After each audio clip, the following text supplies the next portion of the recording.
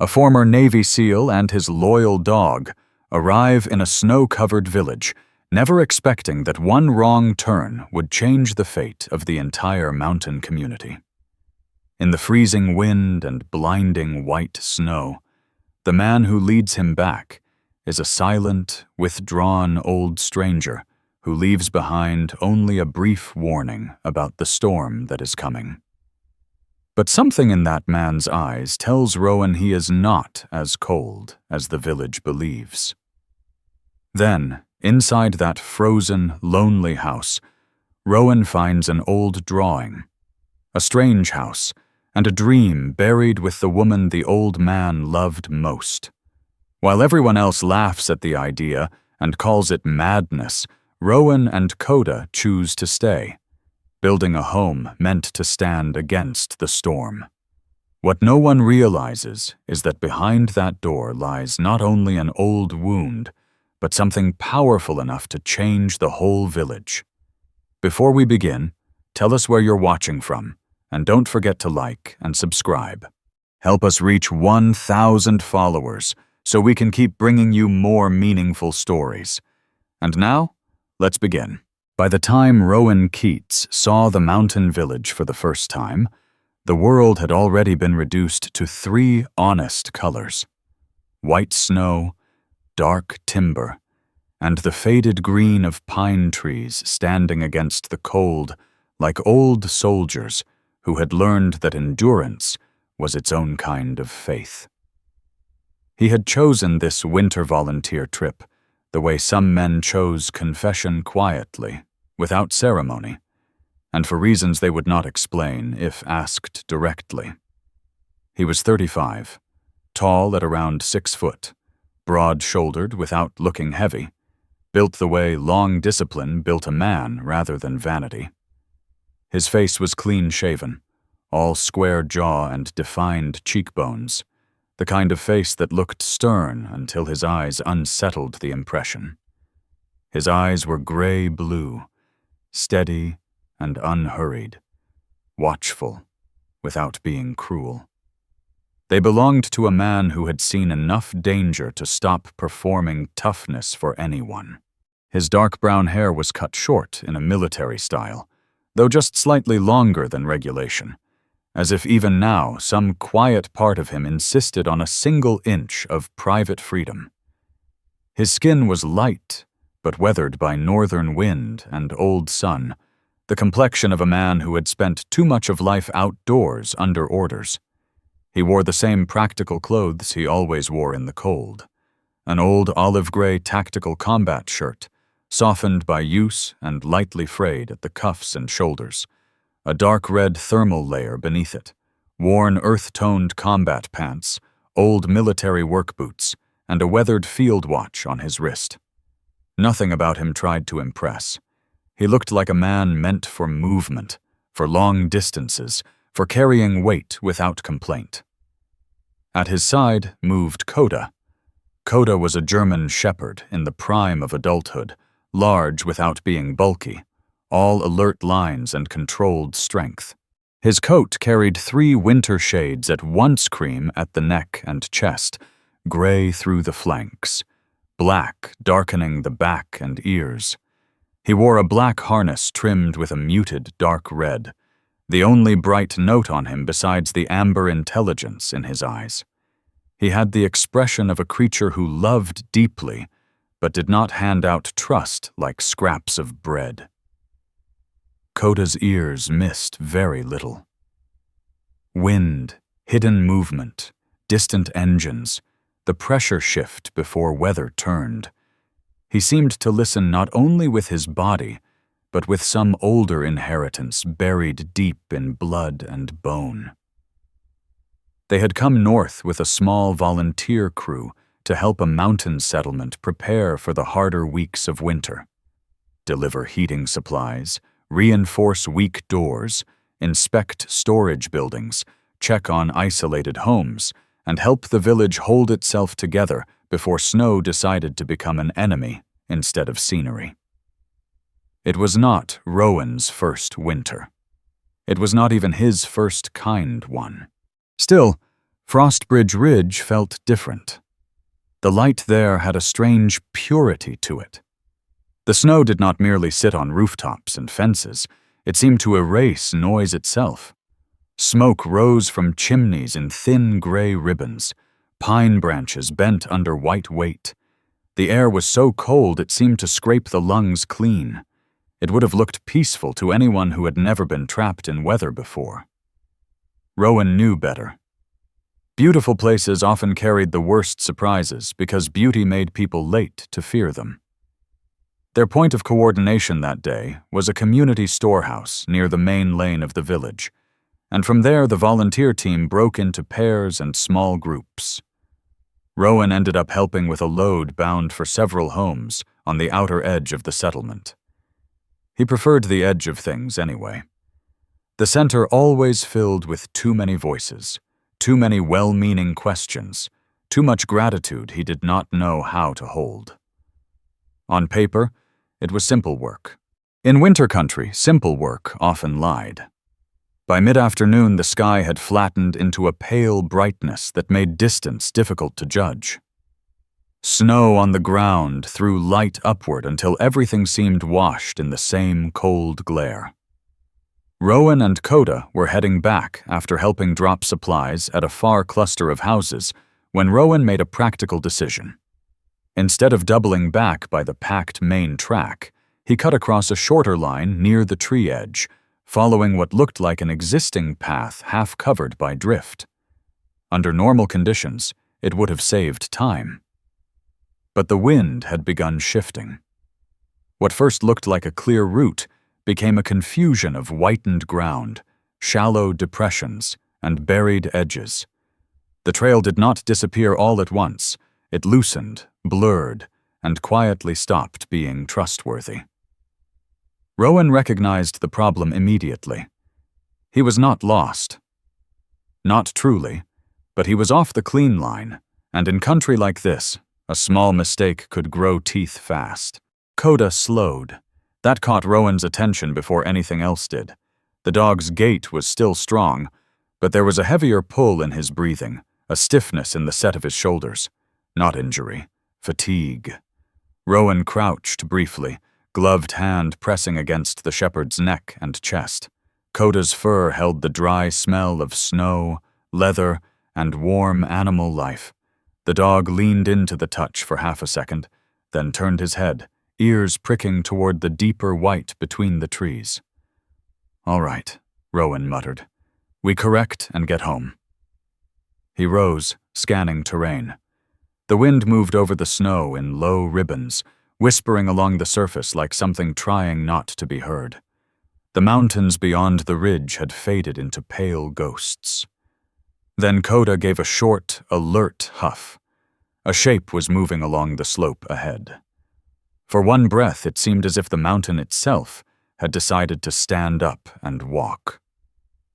The man who emerged from the snow line was old, but not soft with age.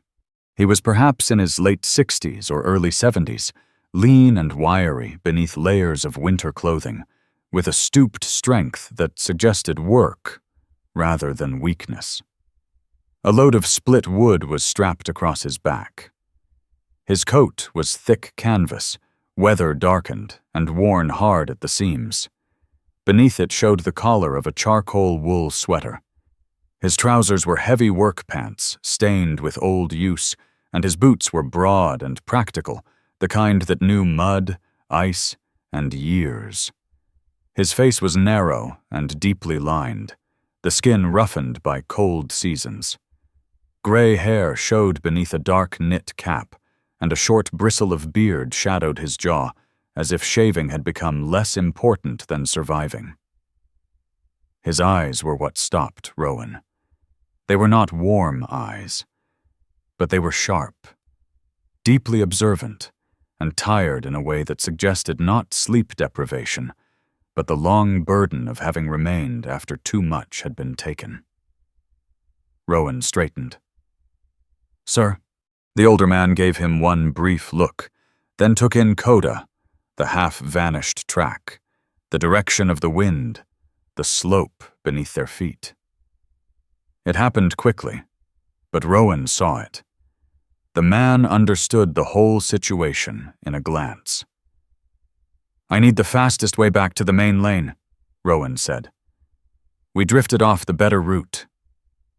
The man tilted his chin toward a line Rowan had nearly ignored, a slight rise between two snow-laden pines.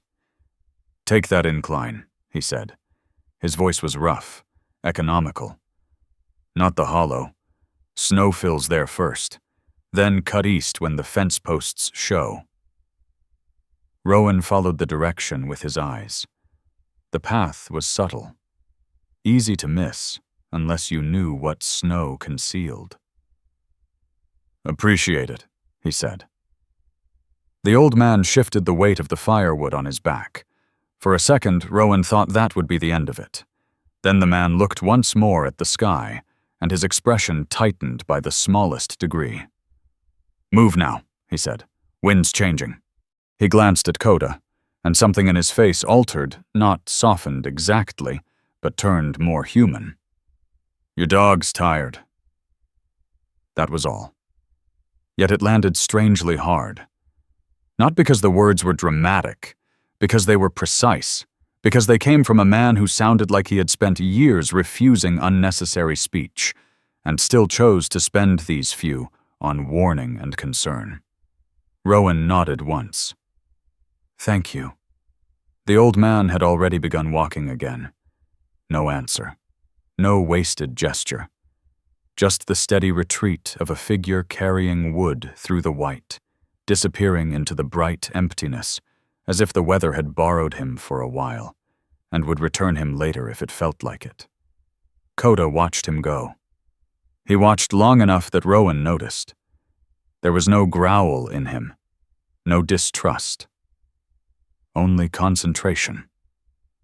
And then the dog turned back, as if satisfied that whoever that man was, he belonged to this place, the way stone belonged to a riverbank. Rowan had taken the incline the old man indicated, and just as promised, the fence posts appeared in staggered black marks beneath a skin of snow. But before the village roofs came into view, Coda stopped so abruptly the leash went taut. Not barked, not lunged. Stopped. His ears were forward. His whole body had gone still. Rowan followed his gaze and saw nothing at first. Only white ground, pine trunks, and the dim shape of a weather-beaten trail marker leaning under frost. Then, caught on a lower branch just off the corrected path, he noticed a strip of old red cloth fluttering weakly in the wind. It might have been nothing, a rag, a forgotten marker, but it felt placed, not fresh, not accidental, as if someone long ago had known that when the world went white, small human signs might matter more than maps. Rowan stared at it a moment longer than he meant to. Coda made a quiet sound in his throat. The village roofs emerged after that, and with them the ordinary sounds of life pushing back against weather. Someone shouting for a shovel, wood knocked into a stack, a door slamming, a truck engine protesting in the cold. The spell broke, but not entirely. Because something about that old man and the cloth, and the exactness of his warning settled into Rowan's thoughts with the stubborn weight of unfinished meaning. By the time he reached the volunteer station again, dusk had begun laying blue shadows over the snow. He checked Coda's paws, rubbed him down, gave him water, and stood a moment with one gloved hand resting on the shepherd's neck. Men like Rowan often pretended they were untouched by small encounters because the world had trained them to notice only missions, threats, outcomes. But he had lived long enough to recognize another truth. Sometimes a life changed direction, not with a gunshot or a command, but with a stranger on a snowy path saying, "Your dog's tired," in a voice that had no reason to care, and cared anyway. He did not know the man's name. He did not know where exactly the man lived, or why the loneliness in him seemed older than the trees. He only knew that when he closed his eyes later that evening, what stayed with him was not the village, not the work, not even the coming storm. It was the image of a wiry old man carrying firewood into the white, as if he had been made from winter and silence and some private grief too disciplined to show itself plainly. And it stayed. Morning came, with that false gentleness winter sometimes wore, before noon sharpened it into something harder. The sky above Frostbridge Ridge was pale and clear, the kind of white-blue light that made every rooftop, fence rail, and packed footpath look cut from glass. Smoke lifted straight from chimneys at first, then leaned as the breeze began to test itself across the village. Rowan noticed the change without thinking. He noticed most things that way. The volunteer station was already alive by the time he arrived with Coda at his side. Men were loading split wood onto a sled. A woman in thick gloves was sorting blankets by size near the community hall doors. Someone cursed softly at a stubborn latch. Somewhere farther down the lane, a child laughed once before being called back inside. It was not loud, not chaotic, but it had the rough pulse of people trying to hold a small place together with routine and stubbornness. Rowan preferred that kind of movement. It gave a person something to do with his hands, while his mind stayed elsewhere. Coda moved through the morning with his usual controlled energy, the black and red harness dark against his cream-gray-black coat. He was rested again, though Rowan could still feel yesterday in the dog's quieter pace. The shepherd's ears kept turning toward distant sounds, an engine struggling to start, boots grinding snow, a loose sheet of tin clicking in the wind. The dog missed nothing, and sometimes Rowan wondered whether that constant awareness was a gift, or simply another form of never getting to fully rest. He understood that one too well. A woman stepped out from the storehouse with a clipboard tucked beneath one arm and a pair of wool gloves clenched in the other hand. Martha Hale carried herself like someone who had spent years being the calmest person in rooms where panic wanted to grow. She was somewhere in her 50s, not tall but solidly built, with weather-marked skin and the kind of face that had no softness wasted on performance. Her brown hair, threaded with gray, was pulled back in a low, practical knot beneath a dark knit cap. Her parka was a deep winter green, and her eyes were sharp, intelligent, and tired in the disciplined way of a person who rarely allowed herself the luxury of stopping. "Keats," she called, her voice brisk but not unfriendly. "You and the dog are back in one piece." "Seems that way." That earned half the beginning of a smile. "Good. I need hands at distribution first. Then we'll send people out in pairs again." Rowan took the list she offered. Fuel tablets, wool blankets, canned food, spare batteries. Coda sat automatically beside him while Martha spoke, posture erect, gaze shifting from face to face as if he too were taking assignments. Martha glanced down at the dog. "He's steadier than half the men I've had through here." "Lower standards," Rowan said. This time she did smile, though only briefly. "You'll fit in fine." They worked through the first part of the morning in a cold rhythm that left little room for thought. Villagers came in ones and twos, some embarrassed to need the extra supplies, some chatty from loneliness, some speaking with that cautious local pride that wanted help, but resented the need for it. Rowan handled each exchange the same way, quietly, efficiently, with as little intrusion into dignity as possible. He did not ask questions people had not offered to answer. Perhaps that was why they responded to him more easily than they did to some of the younger volunteers, who wore kindness too brightly and made gratitude feel like another task. Around midday, the hall doors opened again, and Rowan looked up without any reason beyond habit. The old man from the ridge had come in. He looked different among other people, not because he changed, but because the room made his separateness easier to measure. Outside, in the white and timber silence, he had seemed like part of the place itself. Here, he looked like a figure cut from rougher material than everyone around him. He wore the same heavy canvas coat, the same battered boots whitened at the soles, the same dark cap tugged low. His beard shadow was no neater than yesterday. He moved with a slight stoop under the shoulders, but there was nothing weak in it. It was the bend of a man who had spent years lifting things alone. He did not greet anyone. He simply crossed to the far end of the distribution table and waited with the dry patience of someone who disliked being noticed and had long accepted that people noticed him anyway. Martha's gaze flicked in that direction and then away again. Deliberate, respectful. Rowan registered it. When the old man stepped forward, he asked for very little.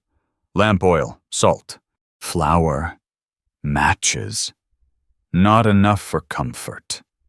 Enough for continuation. Rowan packed the items into a carry sack and added 2 thermal packs and an extra wrapped blanket before he thought too much about it.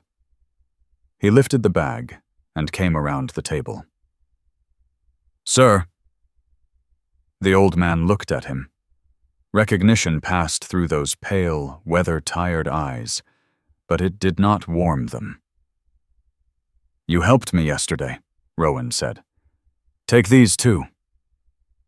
The old man's gaze dropped once to the added supplies, then returned to Rowan's face. "I said which things I needed."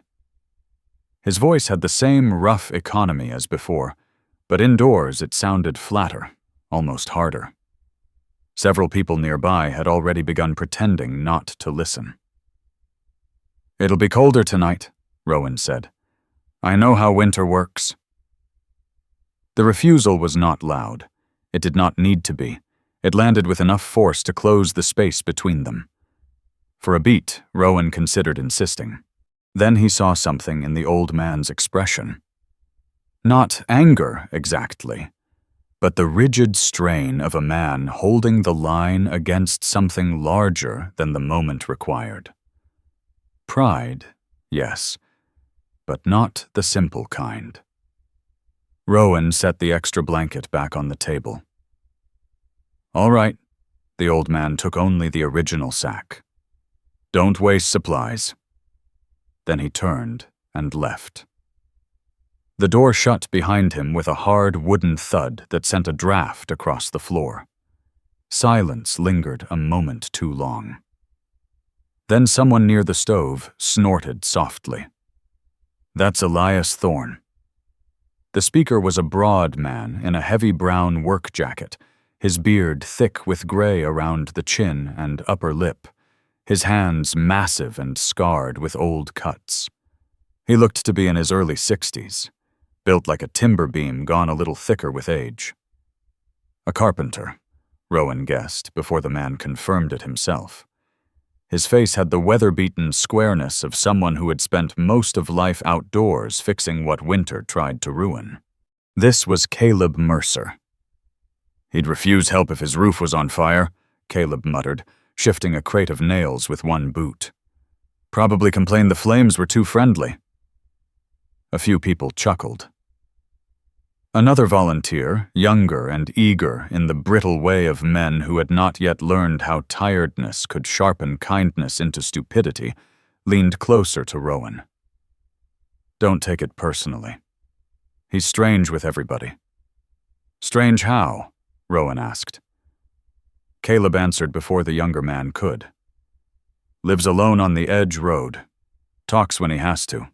Doesn't come in unless he has no choice. Folks have tried helping him before. Never gets far." He shrugged one broad shoulder. Some men get old and turn sour. Martha, who had been stacking inventory cards near the window, spoke without looking up. Some men get old and get left alone too long. The room quieted again. Caleb scratched at his beard and let the subject drop, but Rowan caught the glance he sent Martha. Not argumentative, just uncertain. The kind of look people gave when they knew pieces of a story, but not the shape of the whole. Coda had watched the old man's exit without moving from Rowan's side. Now the dog rose and padded to the closed door, nose lifted toward the seam at the bottom. He sniffed once, then sat there, not agitated, not expectant, simply attentive. Rowan crossed and touched 2 fingers lightly to the top of the dog's head. You too, huh? Martha heard him. Your dog likes him? Doesn't dislike him. That's probably rarer. Something in her tone made Rowan glance up. She was looking at the door now, clipboard forgotten in one hand. For the first time, her capable face seemed touched by something quieter than concern. What happened to him? Rowan asked. Martha took a moment before answering. Enough to make a person hard to approach. That isn't an answer. No, she said. It's the only one you're getting from me today. Then she went back to work. The afternoon took Rowan and 2 others out along the village edge with supply checks.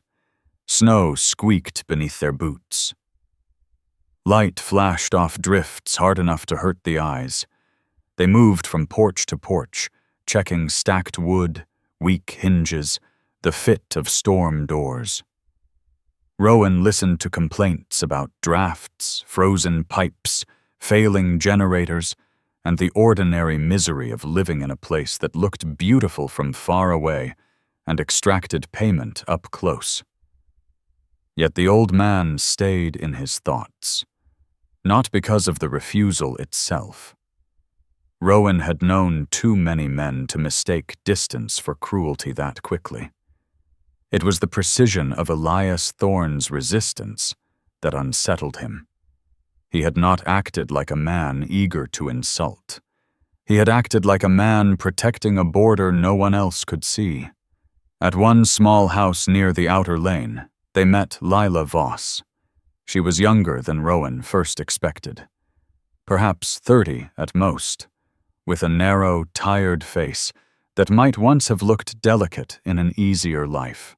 Her winter coat, a faded blue-gray with repairs at one cuff, hung a little loose on her thin frame. Wisps of light brown hair had escaped from beneath her wool hat and clung to her cheek in the cold. She had the pale look of someone not getting enough sleep, and her eyes held that strained alertness common to people who could never afford to relax all at once. A small boy hovered behind her legs, peering around her coat with solemn curiosity. He was no more than 6, bundled almost comically in oversized layers until only a round red nose and wide dark eyes showed. Sorry, Lila said, as Rowan checked the latch on her back door. I meant to fix that before winter set in proper. You've still got time, Rowan said. She gave a short laugh with no humor in it. That's what people always say right before weather proves them wrong. There was no self-pity in her, only fatigue. Rowan respected that. Coda lowered his head so the boy could decide whether to approach. After a long, serious consideration, the child reached out one mittened hand to touch the dog's neck. Coda stood perfectly still, tolerating the gesture with quiet dignity. He's beautiful, the boy whispered. Yeah, Rowan said. He knows. Lila smiled, then, small, brief, but real. It changed her face enough to show what years of strain had thinned, without managing to erase. By the time they turned back toward the main lane, the cold had deepened. Not wildly, just enough. Rowan could feel it in the angle of the wind against his face, and the way shadows had begun to take on a blue cast across the snow. Coda suddenly slowed near a fork in the road. He did not stop at the center of it. He angled, with quiet insistence, toward the narrower lane that broke away toward the sparse tree line and the more isolated houses beyond. One of the volunteers frowned. "That road mostly goes toward Thorne's place." Rowan looked down at the dog. Coda's posture was intent but calm, tail low, ears forward. Not alarm, not random distraction either, because as Rowan followed the line of the dog's attention, he saw far down the lane, barely visible between dark trees and a drifted fence, a solitary figure wrestling a load of timber off a hand sled in the growing cold. Elias Thorne. The old man slipped once on the packed snow, but caught himself before falling. He straightened too slowly afterward. Something in Rowan tightened. Not obligation, not pity. Recognition. The kind one man feels when he sees another pretending strength costs less than it does. The moment passed almost immediately. Elias got the wood upright and went on. No collapse, no crisis. Nothing dramatic enough to justify intervention in the eyes of people who preferred simple categories. Still, Rowan could not shake the image. Back at the station, while others unloaded the remaining supplies, Rowan found himself watching the roads darken one by one outside the windows. Inside, the lamps had been lit early, and the glass reflected the room in wavering gold. Caleb was coiling rope near the far wall. "You keep looking like you're planning to argue with weather." "Just thinking. That usually leads to trouble." Rowan almost said, "Depends what kind of man is at the end of the road," but he let it go. Martha approached with a stack of household check sheets. "We've got one more sweep tomorrow of the homes farthest out before the next front shifts in." She handed him several pages. "Take the north edge." Rowan glanced at the list. Elias Thorne's address was there. Martha saw him see it. Her expression gave away nothing. "Standard checks," she said. "Doors, heat, stored water, roof strain if visible." "Understood." For the first time all day, something close to intention settled cleanly inside him. Not because he thought the old man needed rescuing, because yesterday a stranger in the snow had looked at him and Coda and chosen not to walk by indifferent. And today, in a room full of opinions, Rowan trusted that more than gossip. Outside, the evening wind moved over the village with a colder edge than the morning had promised. Coda lay near the door, eyes open, as if waiting for some signal only he understood. Rowan rested his hand on the dog's shoulder and looked once more at the sheet in his hand. Tomorrow, he told himself, was just another house check. But he did not quite believe it. The next morning did not arrive with beauty first. It arrived with work. A hard silver light lay over Frostbridge Ridge, and the village seemed built out of frost, pine, and habit. Snow on the roofs had frozen into clean ridges. Thin smoke rose from chimneys and flattened low in the wind. The cold had deepened overnight, not brutally, but with intent. Rowan could feel it in the tightness of the door hinges, in the sharper bite against his lungs, in the way people moved a little faster between buildings without admitting to themselves why. Martha handed him the north edge check sheets just after sunrise. "Doors, heat source, visible roof strain, stored water if they'll let you ask," she said. "Don't argue with people who don't want arguing with. I'll try to disappoint you less than expected." Her mouth almost moved toward amusement. That would be a refreshing change. Coda stood beside Rowan with his harness already buckled, black straps crossing his broad chest, the dark red trim muted in the morning light. He looked rested, alert, and too intelligent for complete peace. His cream-gray-black coat caught a silver sheen where the sun struck it. His ears turned toward every shifting sound in the village. A shovel scraping packed snow, a bucket knocking wood, a distant truck coughing itself awake. Rowan sometimes thought Coda experienced the world as a constant tide of signals no human fully understood. There was devotion in the dog, yes, but also a kind of vigilance that felt older than training. They started with the nearest homes along the north lane and worked outward. Some checks were brief: a widow with dry humor and 3 cats who clearly believed they owned the house. A retired mechanic whose furnace ran too hot in one room and not at all in another. A young couple who kept insisting they were fine while their drafty kitchen told a different story. Rowan kept his manner even, efficient, and unintrusive. He had learned long ago that people accepted help more easily if it did not arrive wearing pity.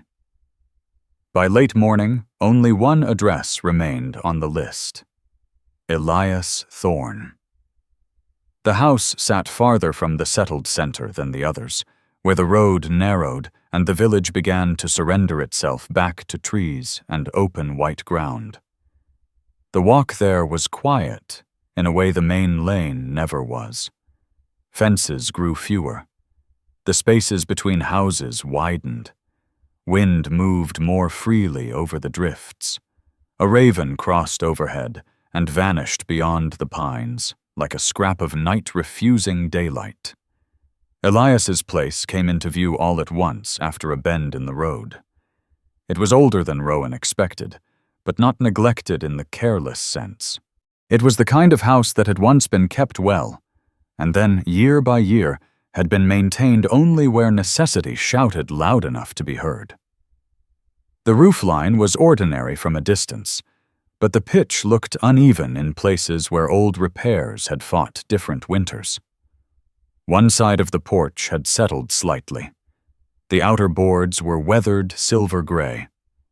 A stack of split wood sat under a crude lean-to, neat enough to suggest discipline, though one corner of the covering had come loose and crusted with frost.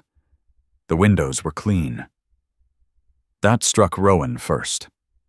Even in isolation, even in hardness, someone here still cared whether light entered through clear glass. Coda slowed as they approached the porch, not with fear, with attention. The dog's nose lifted. He took in the air around the steps, the old timber, the ash smell from the chimney, the resin of stacked pine, and something else, something that made him stand still one beat longer than usual before mounting the first board. Rowan knocked. For a while, there was nothing. Then a bolt scraped back. The door opened only a narrow measure. Elias Thorne stood in the gap, wearing the same rough severity Rowan remembered, but the daylight made the details harsher. He was leaner than he had seemed indoors at the supply station, the bones of his face sharp under weathered skin, the gray in his beard shadow rough against his jaw. His eyes, pale and deep-set, were the eyes of a man who had spent too many years looking outward while refusing to be seen in return. He wore a thick wool sweater under his old canvas coat, work gloves tucked into one pocket, and his posture held that guarded economy of someone who had long ago decided conversation was a draft no house needed. "You again," Elias said. "House checks." "I didn't ask for one." "No one does." That earned Rowan a long, unreadable look. Then Elias stepped back just enough to say he was allowing this, and resentful of it at the same time. Inside, the house was warmer than the yard, but not truly warm. Rowan felt it instantly. The stove was working. He could hear the quiet iron tick of heat. But the warmth did not hold. It moved unevenly, leaking away into the structure the way water disappeared through cracked ground. Coda entered without hesitation, nails clicking softly on old boards. He did not roam. He moved with deliberate curiosity, head low, ears turning, reading the house as if it too were weather. The first impression was not poverty. That mattered. There was enough here to live. A narrow table scrubbed clean, shelves with jars and staples arranged in a tidy, functional order, hooks by the door where coats and tools hung in exact places, a lamp polished at the glass, a stack of books with their spines worn by use rather than display, nothing soft or decorative beyond necessity. Yet there was also a silence in the rooms that felt heavier than solitude. Not emptiness, exactly. More like absence that had settled in and learned the layout. Rowan glanced once at the window seams, the floorboards near the door, the line where the ceiling met the wall. Small clues, hairline drafts, a corner where cold had touched the plaster and left faint staining. A house that still stood because someone stubborn lived inside it, not because time had been kind. "I only need a few minutes," Rowan said.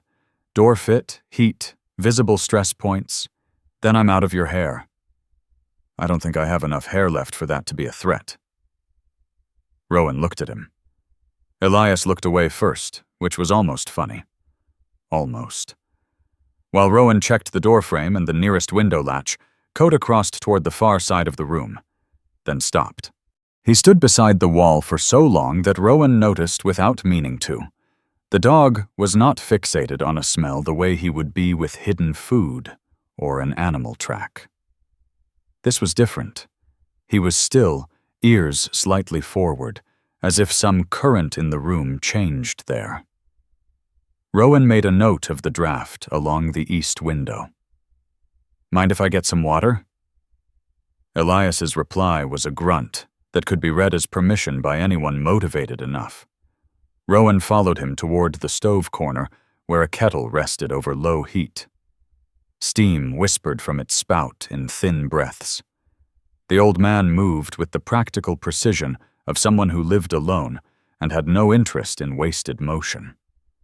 The sleeves of his sweater were pushed back a little, revealing wrists corded with age and labor. Not frail, just worn the way old tools were worn, honestly. "Tea?" Elias asked, not kindly and not unkindly. "Hot water's fine." "You volunteer men always that eager to suffer on purpose?" "Only in moderation." Elias snorted once. It might have been contempt. It might have been the ghost of humor too out of practice to fully form. That was when Rowan saw it. The drawing hung on the wall just beyond the stove, where heat would have dried the paper over years, but not protected it from age. It was framed simply, not as decoration, but preservation.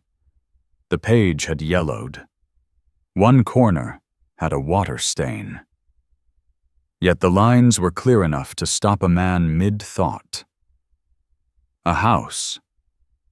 Not this house exactly. A five-sided design with steep, intentional roof planes and unusual angles that broke the shape of the walls against prevailing wind. The entry sat recessed. The center looked thicker, denser, as though built to hold heat in a protected core. Around the margins were handwritten notes, small, slanting, practical. Wind direction, snow load, heat retention. A line about lower loss through reduced exposure. Whoever had drawn it was not dreaming in abstractions. This was thought made visible. Rowan stepped closer before he remembered himself. Elias saw where he was looking, and the room changed. It did not become colder in any physical sense, but something in the old man's face shuddered so abruptly it felt like a draft crossing skin. "Who drew that?" Rowan asked quietly.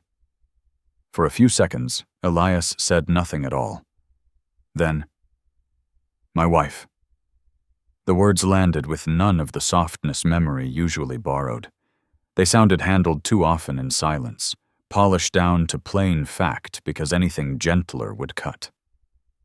Rowan kept his eyes on the drawing. She knew what she was looking at. Elias gave a short, humorless breath. She knew more than people gave her credit for. There was pride in that. Wounded pride. The kind that survived grief because grief had not managed to kill everything. Re-Hook came there, not in a sound, but in Coda's sudden movement. Without warning, the dog left the wall where he had been standing and crossed the room to the drawing. He did not paw at it. He did not bark. He simply sat beneath it and looked up, still as stone, amber eyes fixed on the faded lines as if he recognized something no human had yet spoken aloud. Elias stared at him. For the first time since Rowan had met him, the old man's guarded expression broke completely, not into warmth, but into something rawer and harder to hide. Shock, yes, but beneath it, something dangerously close to pain. "He used to do that too," Elias said. Rowan turned. "Who?" For one suspended moment, Elias looked as if he had forgotten Rowan was there at all. Then he looked away and poured hot water into a chipped mug with a hand that was steady only because it had learned to be. "My old dog," he said. "My wife would pin up the sketches here when she was working. He'd sit under them while she talked as if he understood every damn line." The room went very quiet after that. Not the awkward quiet of strangers. Something stranger than that. The quiet that comes when a memory enters a room uninvited, and everyone present realizes they should stand aside for it. Rowan took the mug Elias handed him. The heat bit pleasantly into his palms. "She planned this place?" Rowan asked after a while, nodding toward the drawing. "She planned something better than this place." Elias kept his gaze on the stove. "Said a house out here didn't need to be pretty first. Needed to hold against weather first. Hold heat in the center. Break the wind before the wind broke you. 5 sides. Less broad face for the gusts to hit full on." He gave one hard little laugh, all bone and no joy. "Said if winter was going to act like a bastard, the least a house could do was stop greeting it with its whole chest." Rowan almost smiled, despite himself. "She had notes," Elias went on, quieter now. "Pages of them. Calculations, angles, door placement. Thought we could rework the house, bit by bit." His jaw tightened once. "We were going to." The sentence ended there, but not because it was complete. Rowan did not ask what happened next. He did not need to. The absence in the house had already answered. Coda stayed seated beneath the drawing. Elias noticed Rowan noticing that. "He's well trained. He pays attention. Sometimes that's the same thing." Rowan drank the hot water slowly, giving the silence room to settle without forcing it into confession. Outside, wind moved over the boards of the porch in a thin, steady brush. Inside, the kettle resumed its low whisper. When Elias spoke again, his voice had flattened back toward caution, but it no longer held the same edge of dismissal. "It's just an old paper now." Rowan looked up at the drawing. No, it was not. Even age had not managed to reduce it to sentiment. The design had too much purpose in it. Rowan could see it plainly. The thought behind the angles, the instinct to shape shelter around weather instead of pretending weather would be reasonable. It was grief on a wall, yes, but it was also intelligence waiting to be taken seriously. He set the mug down carefully. "It makes sense," he said. Elias's face closed a little. Don't what?" Don't do that polite thing people do where they say something matters because they feel sorry for the person holding it. Rowan met his gaze. I'm not. The old man held that look for a long moment, searching for pity, and finding, perhaps to his irritation, none.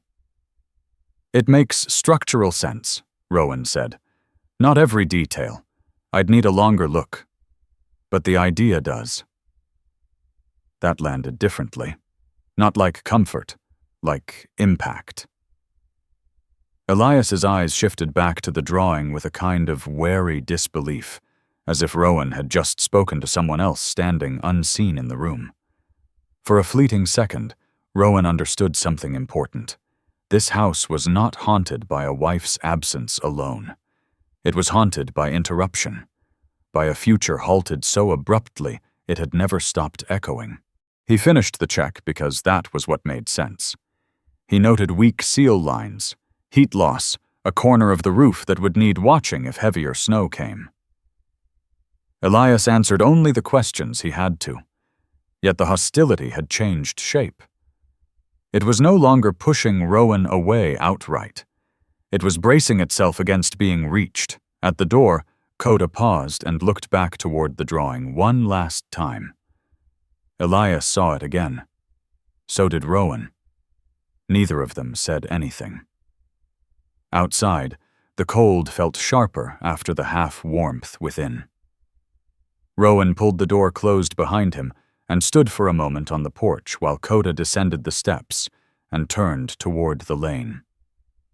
Snow light lay hard across the yard.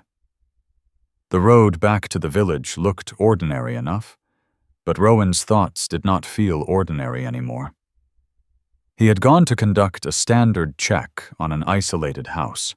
He was leaving with the image of a 5-sided winter-proof home burned into his mind, and the sound of a dead woman's practical faith still living in the angles of pencil lines. By the time he reached the main lane again, he knew the truth of it with the quiet certainty he trusted most. That drawing was not the kind of thing a man forgot. And inside the house at the edge of the village, behind the caution and the cold and the years of refusal, something unfinished had just been seen for the first time in a very long while. That night, Rowan did not sleep badly. He slept the way disciplined men often slept when something had lodged too deeply in the mind to be ignored. Still on the outside, restless underneath. The bunk assigned to him at the volunteer quarters was narrow, the blanket coarse but warm enough, the room quiet except for the occasional groan of old timber shifting in the cold. Someone in the next room coughed once and turned over. Wind brushed the building in long, dry fingers. Coda lay curled near the foot of the bed, one ear flicking now and then at noises too small for human concern. Everything about the room said temporary shelter, simple duty, passing through. And yet Rowan's thoughts had stayed behind in Elias Thorne's house, not in the room itself, in the drawing. He could still see it as clearly as if the paper were hanging in the dark above him. The 5-sided shape, the steep planes of the roof, the recessed entry, the notations about wind and heat, the practical intelligence in every line. It was not a fantasy structure. It did not belong to the world of decorative dreams or idle winter talk. It belonged to the older, harder class of ideas, those born from watching weather long enough to respect its cruelty and still wanting to outthink it. He had seen plenty of plans in his life, tactical sketches, terrain readings, evacuation routes, temporary fortifications, improvised shelter logic drawn in dirt, in notebooks, on the backs of supply manifests. The ones that mattered most had always shared one quality. They were not beautiful because someone wanted beauty. They were beautiful because they solved the right problem. That drawing solved the right problem. Sometime near dawn, Rowan stopped pretending to himself that he was merely curious. He was hooked. Morning broke under a low sheet of pearl-gray cloud, the kind that dulled shadows and made the whole ridge feel suspended inside one long-held breath. Frostbridge Ridge looked quieter than the day before, but it was the false quiet of a place thinking ahead. Rowan felt the same thing in the air that Owen Brooks had warned about: pressure changing, weather gathering itself beyond sight. Owen was already at the community hall when Rowan arrived. He stood over a folding table littered with handwritten reports, weather printouts, and a county map held flat by a mug and a flashlight. He was a tall man in his middle 30s, broad through the shoulders, with the athletic sturdiness of someone accustomed to hauling equipment and people in bad conditions. His rescue jacket, a faded red with reflective strips dulled by use, hung open over a dark thermal layer. He had short brown-blonde hair flattened from a knit cap he had probably just pulled off, and a tired, weather-reddened face that still carried the quick alertness of a man who had learned responsibility early and never really set it down again. He looked up as Rowan approached. "You look like you spent the night arguing with architecture." Rowan paused. "Is it that obvious?" "Only to people who didn't sleep either." That almost qualified as humor. Martha was there too, sorting lists into piles with the controlled efficiency of someone trying to create order faster than winter could undo it. Caleb Mercer leaned against the far wall with a thermos in one hand and skepticism in the set of his jaw. The old carpenter looked as if he had been born already suspicious and had only improved with age. His beard was clipped short but uneven, gray at the chin and darker along the jaw, his face broad and weather-cut, his hands nicked and thick as roots. Even at rest, he gave the impression of a man listening for nonsense so he could swat it with a board.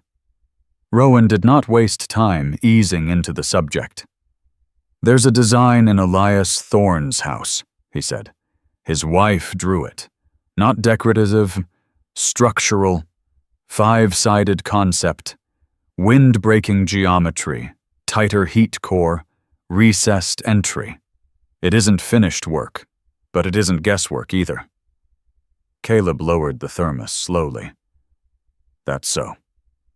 Martha stopped sorting papers. Owen's eyes sharpened first, not out of sentiment but practicality. "You're telling me it's viable, or you're telling me it's interesting?" "Both. That's inconvenient," Caleb muttered. Rowan ignored him. "His house is losing heat in the usual places, frame issues too, but the concept behind that drawing, if adapted, not copied blindly, it could help the house hold better in bad wind." Martha was the first to speak with real caution. "Does Elias know you're discussing this?" "He knows I took the drawing seriously." "That is not the same answer." No, it was not. Rowan knew that. He also knew he had crossed some invisible line the moment he brought it into this room. Elias had not invited public sympathy, and there was a difference between respecting the value of an idea and turning a private wound into community business. So Rowan chose his next words carefully. "I'm not here to make a story out of the man," he said. "I'm saying there may be a practical fix in something people let die on a wall." Caleb came off the wall at that. "5 sides," he repeated, rubbing at his beard.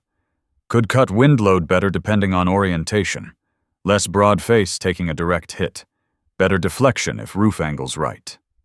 He grimaced as though irritated at having to admit it aloud. "Wouldn't be simple." "Didn't say simple." "Wouldn't be quick either." Owen tapped a weather sheet with one finger. "We may not get the luxury of either." That line settled over the room like another layer of frost. For a while they talked in the language Rowan trusted most. Not inspiration, but constraints. Existing frame. Materials available. Whether anything could be modified instead of rebuilt. Heat retention. Snow shedding. Entry exposure. draft control. Martha asked the best questions because she kept forcing every idea back toward reality. Who would do it? How long? With what supplies? What happened if Elias refused? What happened if he agreed and the work failed? No one mentioned grief. That, somehow, made the conversation more respectful. Still, when Rowan finally stepped outside with Coda after the meeting, he felt the weight of what he had done. Snow crunched beneath his boots. The dog moved at his side, shoulders rolling steadily under thick winter fur, breath clouding in short white puffs. He looked composed, but Rowan could tell Coda sensed the tension in him. Dogs always knew when a man was carrying two kinds of burden at once, the practical one in his hands and the moral one in his chest. The truth was simple enough to admit in private. Rowan had no right to rescue Elias Thorne from anything. That was not what this was. Or at least, it should not be. He kept turning the old man's face over in memory, not the hard look at the supply table, not even the guarded silence in the house, but that brief, involuntary fracture when the past had brushed against him. The expression had stayed with Rowan because it had not looked like anger. It had looked like someone trying to survive his own memories without asking witnesses to help. And maybe that was why the drawing mattered. It was the first thing Rowan had seen in Elias's house that did not speak only of endurance. It spoke of intention, of a future once imagined with enough clarity to be measured. By noon, the sky had lowered. The light no longer gleamed. It pressed. Wind carried a sharper edge from the north, and the village had begun shifting into preparation mode without anyone announcing it. More wood stacked, more doors checked, more people counting what they had and what they lacked. Winter communities often had a sixth sense about trouble. They could feel it through habit before science finished describing it. Rowan found himself walking again toward the edge road. He told himself it was because he needed to speak to Elias before any rumor reached him from someone less careful. That was true. It was also not the whole truth. Coda, who had been moving in his usual controlled rhythm, suddenly left the packed center of the lane and went toward a snow-buried fence line beside an abandoned tool shed. Rowan followed, thinking at first the dog had caught the scent of some animal under the drift. Instead, Coda stopped at a half-collapsed wooden post, nosed through the snow, and unearthed a rusted metal marker half the size of Rowan's palm. A house number. The old paint was nearly gone, but one shape could still be made out beneath the rust and ice. A crude pentagon, hand-painted long ago in faded dark blue. Rowan stared at it. Not a coincidence, perhaps. Not proof of anything either, but enough to send a small electric unease through him, as if the shape on the wall inside Elias's home had once tried to come into the world before it was stopped. Coda stood over the marker, tail low, ears forward, waiting. "Yeah," Rowan said quietly. "I see it." He slipped the thing into his pocket without entirely knowing why. By the time he reached Elias's house, snow had begun again. Not a storm, not yet, just a dry sift from a whitening sky. The old man was outside splitting wood, each swing of the maul precise and unsentimental. He wore no expression beyond effort. The kind of labor that left little room for self-deception suited him. Elias saw Rowan coming and rested the axe head on the stump. "If this is another check, you already did one." "It isn't." "That's worse." Rowan almost smiled. "Probably." He stopped a respectful distance away. Coda sat beside him, calm but alert. For a moment, neither man spoke. The light had flattened so much that the whole yard seemed cut from ash and bone. Wind carried the smell of split pine and old smoke. Finally, Rowan said, "Your wife knew what she was doing." Elias's face changed by less than an inch. "You walked back out here to tell me that?" "I walked back out here because I think the design could work." That landed hard, not because Elias had not thought it before, because he had. And hearing another man say it aloud made the old belief dangerous again. The old man's grip tightened on the handle of the axe. "You don't know enough from one look." "No," Rowan said. "Not enough, but enough to know it wasn't nonsense." Snow whispered against the side of the house. Elias looked past Rowan then, toward the ridge beyond the village, as if measuring something Rowan could not see. When he spoke again, his voice had gone flatter, more inward. "She used to say houses around here were built to survive ordinary winters and pray through the rest." That sounds accurate. She hated accurate. The corner of Rowan's mouth moved despite himself. Elias went on, still not looking at him. "Wanted something better. Said a house should help people stay alive instead of teaching them humility." A pause. "We talked about changing this one." The past tense sat between them like a beam too heavy to lift by one man alone. Rowan took the rusted marker from his pocket and held it out. "Coda found this on the road." Elias looked down. For the first time that day, the old man's composure cracked cleanly enough to show what lay under it. He took the marker in both hands, turning it over with a kind of stunned care usually reserved for bones. "She painted these," he said, almost to himself. "Number markers for the outbuildings. Started using the shape on everything once she got the idea fixed in her head." His thumb moved over the faded pentagon as if memory had skin. Then the shutters came back down. He handed it back. "That doesn't change anything." "No," Rowan said. "But it means the idea lived outside the paper."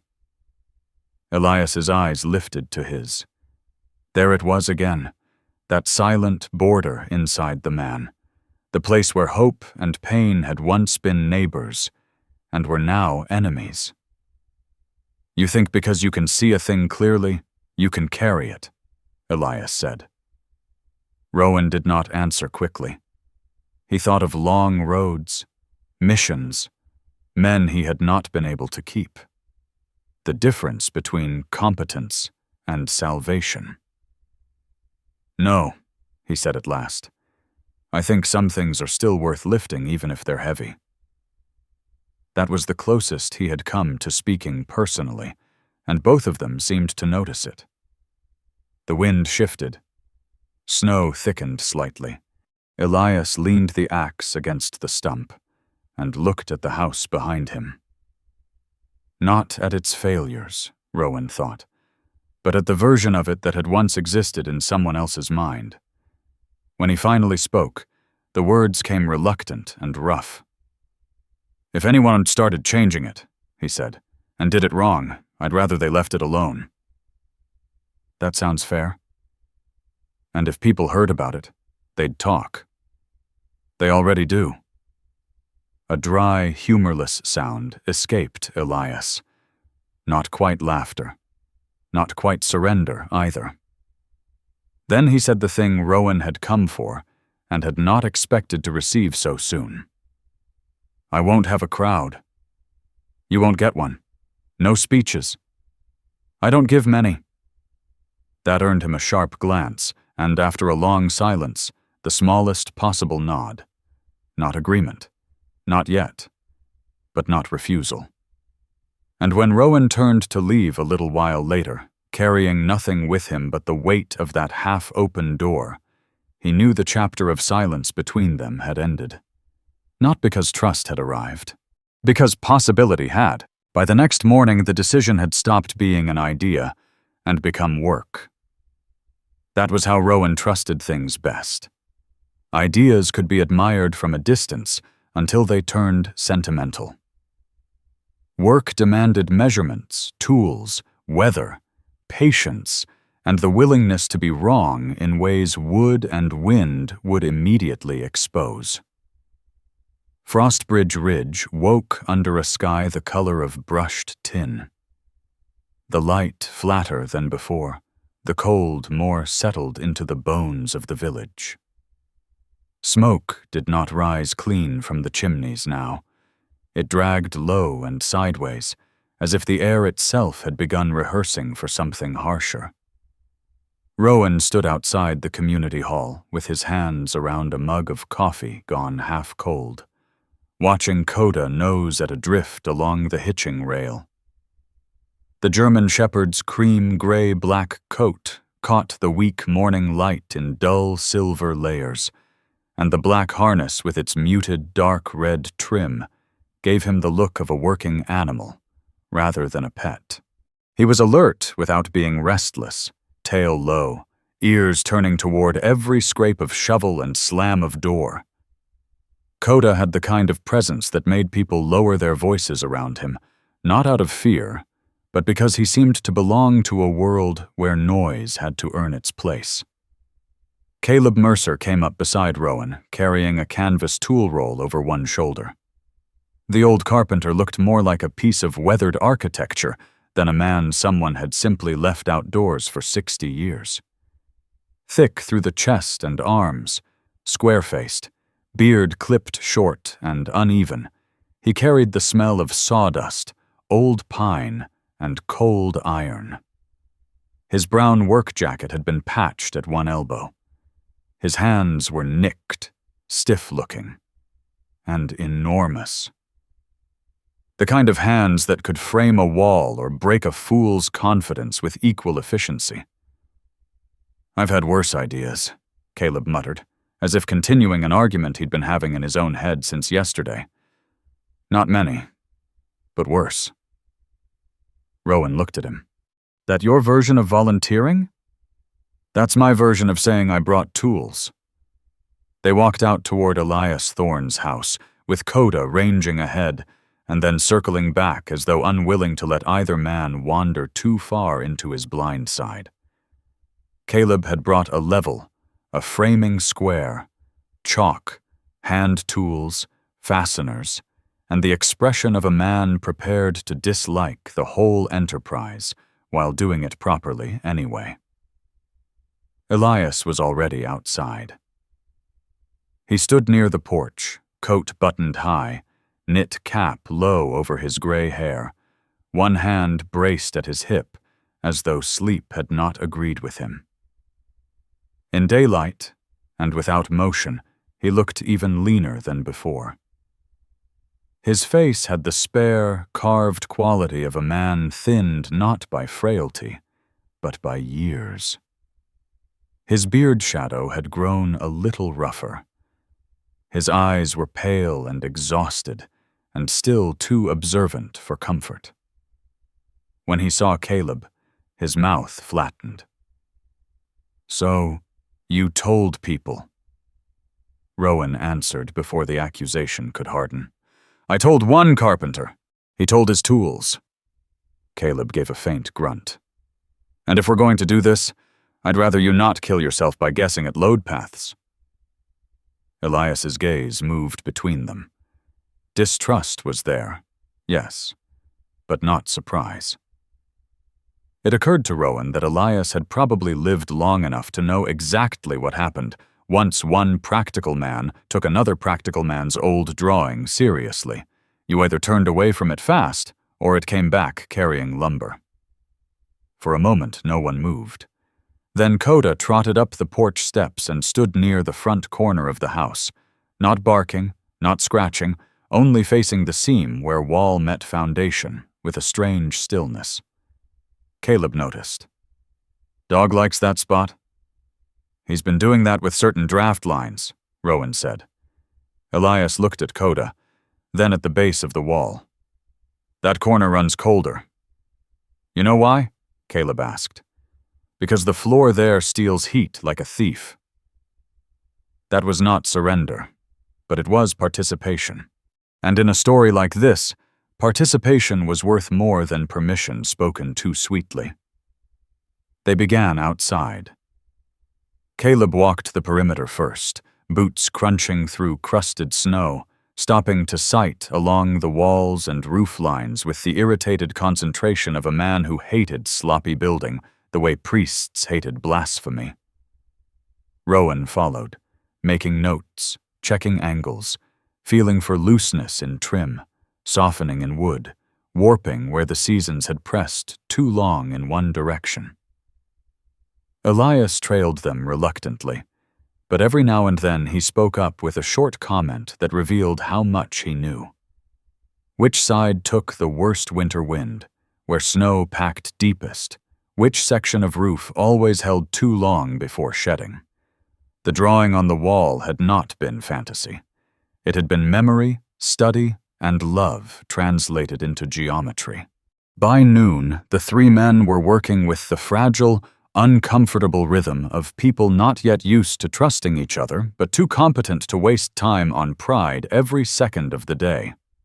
They marked the worst heat loss points, discussed how to tighten the entry, how to alter one side of the porch into more of a wind-breaking angle, how to reinforce the roof pitch so snow would slide more cleanly, how to reduce the broad exposure of one wall without rebuilding the whole place from scratch. Nothing about it was magical. That made it more moving. This was not a dream descending from heaven. It was old boards, chalk lines, frozen hinges, warped studs, and three stubborn men trying to force the world to be less cruel than it usually was. Martha arrived just after midday with a sled loaded with salvaged timber, insulation scraps, fasteners, and 2 coils of weather stripping. She wore her deep green parka and a dark scarf wrapped high against the cold, and she moved with the efficient balance of someone carrying responsibility in every joint. Her face, lined at the eyes and mouth, never quite lost its look of having already thought 3 practical steps ahead of whatever anyone else was saying. "I'm not funding a cathedral," she said by way of greeting. "You get enough for a fighting chance, not a miracle." Caleb tipped his chin toward the sled. "For a woman insulting us, you brought good lumber." "I save the worst boards for men who ask too many questions." Elias watched her in wary silence, as if unsure whether to thank her or resent the fact that she knew exactly what to bring. Martha spared him the difficulty. "You don't owe me gratitude, Elias. Just don't waste what we haul." That was the closest thing to tenderness either of them seemed willing to use in public. The rehook came in the early afternoon, when the work had already dirtied everyone's gloves and stripped the sentiment off the project. Coda had been moving restlessly from point to point all day, pausing at the porch, then the east wall, then the rear corner where wind slid differently past the house. At one point, while Caleb and Rowan were levering up old boards near the entry, the dog suddenly stopped in the middle of the yard and turned toward the side of the house where the snow had drifted deepest. He did not bark. He began pawing once, twice, then with deliberate urgency. Rowan went to him, expecting maybe a trapped smell, a buried scrap, some animal sign. Instead, beneath the packed snow and a rotted old plank half sunk in the ground, they found a row of flat stones laid in a careful angled line, leading away from the house. Too deliberate to be random, too shallow now to be useful on their own, but unmistakably part of something once planned. Caleb crouched despite the protest in his knees and brushed the snow away with both gloved hands. "Draft brake path," he said at last, staring, "or foundation indicator for an exterior angle." Elias had gone very still. "She marked it out," he said, "but not to them. Before winter took the ground." The sentence opened and closed like a wound in the same breath.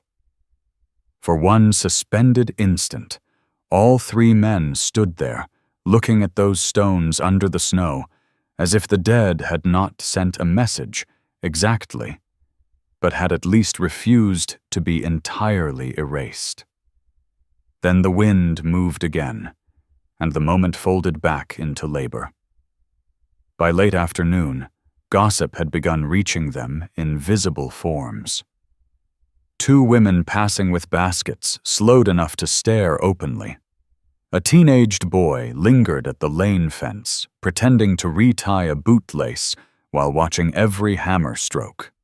Caleb's nephew came by with extra nails and left with the kind of grin that meant half the village already had opinions.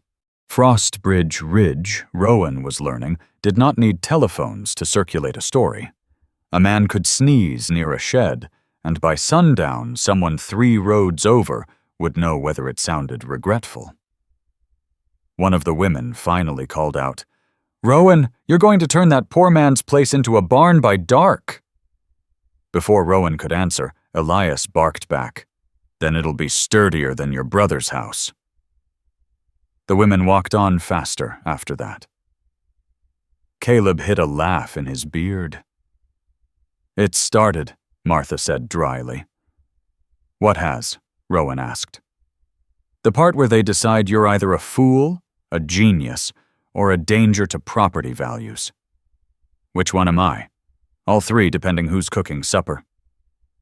But underneath the humor, Rowan could feel the village changing its gaze.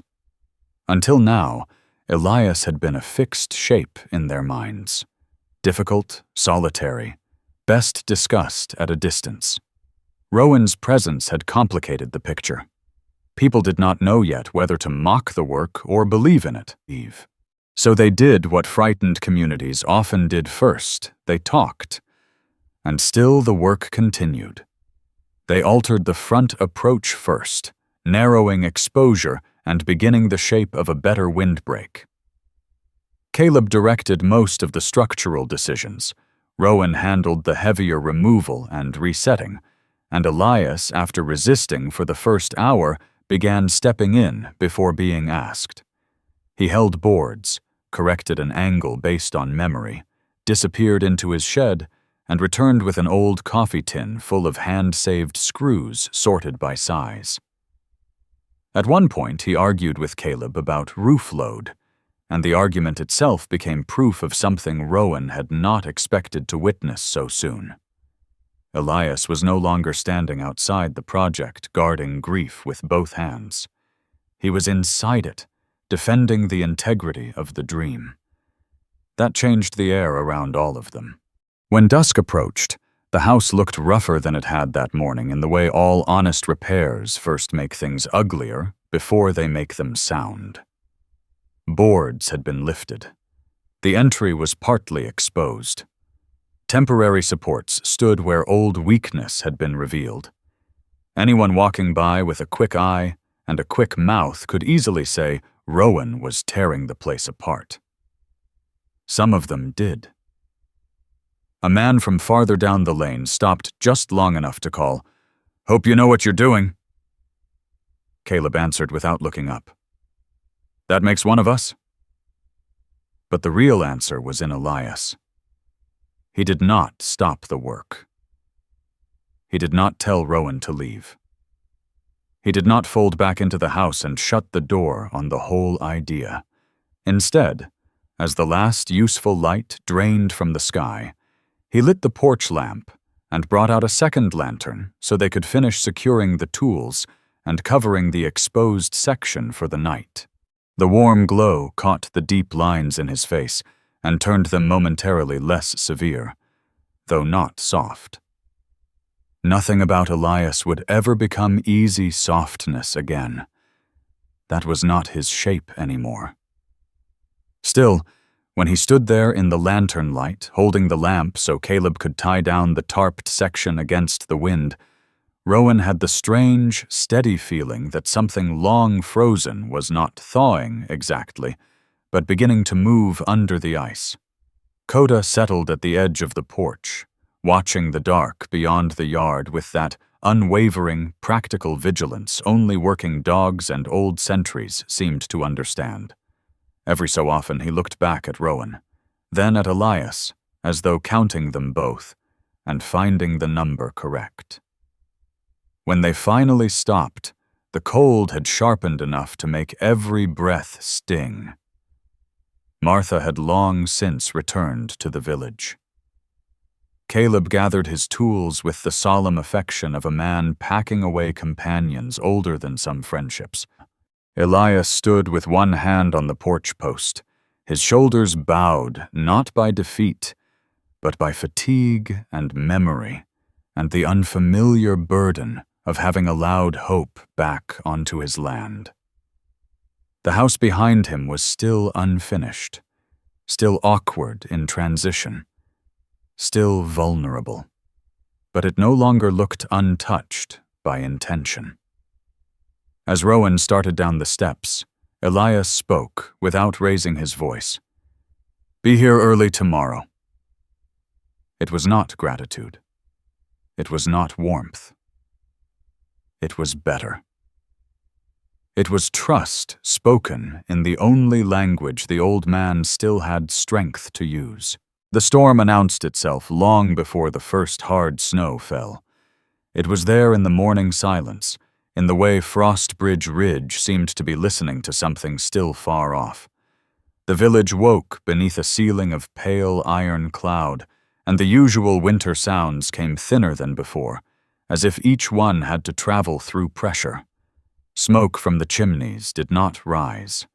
It dragged low and sideways across the roofs, torn apart almost as soon as it left the flues. The cold had changed too. It was no longer only sharp. It had become heavy. Rowan noticed it the moment he stepped outside. Coda noticed it sooner. The German shepherd stood at the top of the volunteer quarters steps, with his body angled into the wind, ears high, amber eyes narrowed against the white light. His thick, cream-gray-black coat lifted slightly along the shoulders, not in aggression, but in alertness. The black harness with its dark red trim sat firm against his chest as he tested the air with small movements of his head, taking in scents and signals Rowan could not name, but had learned to trust. There were days when Coda felt less like a companion and more like a weather instrument built from instinct and loyalty. Owen Brooks was already moving fast between the community hall and the equipment shed by the time Rowan reached the lane. The rescue coordinator had traded his usual faded red jacket for a heavier weather shell, its reflective strips dull in the dim light. His face looked more tired than yesterday, the skin around his eyes drawn tighter, his mouth set in a line that told Rowan the forecast had not improved overnight. "What changed?" Rowan asked.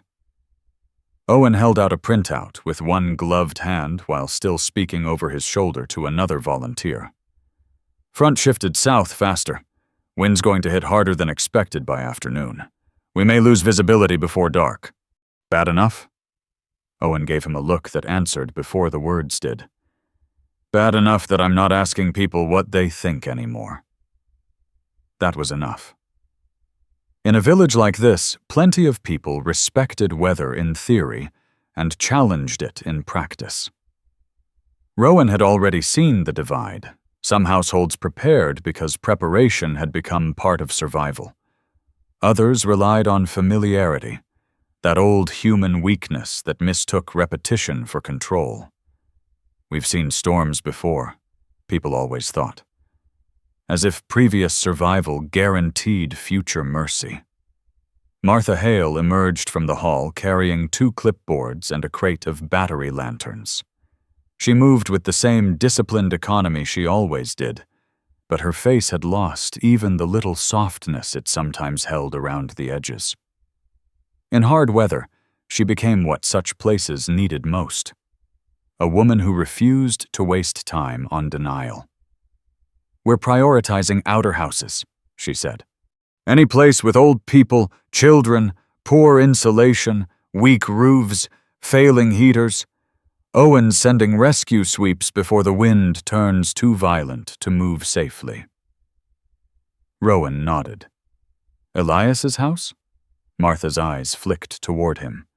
"If your work there holds, it may hold better than most on that road."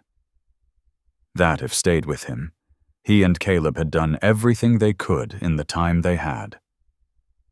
The porch angle had been tightened to break the worst of the side wind. The entry had been better sealed. The weakest lines of heat loss had been reduced. Part of the roof had been reinforced, and its shedding line improved. They had not transformed the old place into a perfect five-sided fortress pulled whole from a drawing. But they had changed its logic. They had made it answer winter more intelligently. Now winter would answer back. By mid-morning, the snow began, not yet as thick flakes, but as a dry, white drift that moved almost horizontally. It whispered across the lane, hissed against fences, brushed over the steps like a hand searching for cracks. Rowan spent the next hours between tasks, helping move lamp fuel, hauling extra blankets, checking latches, bringing split wood to households less able to do it themselves. Coda stayed with him, restless in a controlled way, never far, always circling back. Once, at Lila Voss's house, the dog stopped at the threshold and stared at the sky so long the young widow noticed. "Is he always like that before weather?" she asked. Lila looked thinner than ever in the washed-out morning light. Her blue-gray coat seemed to hang from her instead of fitting, and fatigue had hollowed her face beneath the cheekbones. Still, there was a tough steadiness in her, the look of a woman who had learned to keep fear folded up neatly because a child was always watching. "Not always," Rowan said. Her little boy stood behind her leg again, wrapped in too many layers, eyes solemn and too curious for the tension in the air. He had a wool hat crooked over one brow, and cheeks already pink from the cold leaking around the old door. "He knows something," the boy whispered. Coda turned his head then and looked at the child, not with human understanding exactly, but with a stillness that made the words sit heavier. "He knows weather," Rowan said. Lila glanced back into the dim house, then toward the road. "If it gets worse, I can make it through the night." It was not certainty. It was pride trying to sound practical. Rowan looked at the doorframe, the window seams, the patched blanket hung over the far wall to keep out drafts. "If it gets bad enough, don't wait too long." She gave the smallest nod, though he could tell she had not decided yet to obey him. Few people ever thought they were the ones who would have to leave home. By early afternoon, the wind truly arrived. It did not rise. It struck. The first hard gust came down the ridge with enough force to shake powder from the roof lines and turn the lane into moving white. Snow lifted from the ground and filled the air at once, blurring edges, flattening depth, making near things uncertain and far things disappear. The world seemed to lose its corners. Rowan had seen sandstorms do something similar once, years ago in another country, another life. Different landscape, same message. Your eyes are not in charge anymore. He and Owen crossed near the lane divider just as another gust hit. "We're pulling everyone inward where we can," Owen shouted over the wind. "Community hall if they're close enough, but the East Storage Annex roof's already taking strain." Rowan immediately thought of the houses on Elias's road. Too far for a clean run back in this. Too exposed. Too easy to misjudge once whiteout fully set in. As if reading his thoughts, Owen grabbed his arm. "If Thorne's place is solid, use it for whoever can't make center." "I'll get him ready." Not dramatic in sound. Dramatic in implication. Because for one suspended moment, Rowan felt the whole shape of the last few days shift under him. The old drawing on the wall. The boards lifted and reset. The gossip. The labor. The grief. It had all been building toward this one brutal question. Would the house hold? He ran. Coda ran with him. The trip to Elias's place felt longer than it should have, though Rowan knew every step of the road by then. Snow slashed at his face in dry needles. Wind hit from the side and then swirled, trying to twist direction into confusion. Coda kept low and drove forward with the compact determination only working dogs and desperate men seemed capable of. Twice, Rowan lost the line of the road entirely and had to re-find it by fence posts and buried shapes. By the time Elias's house emerged from the white, it looked less like a home than a dark idea standing against a world trying to erase it. Elias had already done half the work without being told. The porch lamp burned behind a shielded glass. The windbreak at the entry held. Snow slid from the adjusted roofline in thinner sheets than it would have before. Inside, heat had gathered more tightly than Rowan expected. Not soft and abundant, but concentrated, protected. The old man met him at the door, wearing his coat over the thick wool sweater, his face stony, but his eyes brighter than usual, sharpened by the same knowledge that had reached Rowan. "It's worse than they said," Elias said. "It'll get worse still." Elias gave one curt nod and stepped aside. "Then don't stand there wasting heat." Coda crossed the threshold and shook snow hard from his coat. The dog paced once through the main room, then settled near the entry again, ears still up. Rowan took in the stove, the stored wood, the lanterns already lit, the blankets Elias had stacked near the wall. Nothing wasted, nothing theatrical. Just readiness. For one strange second, Rowan felt something dangerously close to admiration. Not because Elias was brave, because he had always been preparing, even while pretending he was only enduring. The first people arrived not long after. Lila came half dragging, half carrying her son through the wind, her body turned against it, one arm locked around him. The boy was crying from cold and fear rather than injury, his small boots slipping on the porch boards. Rowan reached them before they fully made the steps and got them inside. Lila's face was white with cold, lips nearly colorless, hair plastered damply to her temple beneath her hat. "I waited too long," she said, breath breaking. "Yes," Rowan answered, because comfort was less useful than action in that moment. "Sit down." Elias was already moving. He thrust a blanket into Rowan's hands, then another toward Lila, without looking directly at her, as if eye contact would make the kindness too explicit and therefore unbearable. "Shoes off near the stove," he said. "Not on the rug." The boy, teeth chattering, stared up at him with wide, frightened eyes. Elias frowned at him in the same expression he used for weather, nails, and probably weak coffee.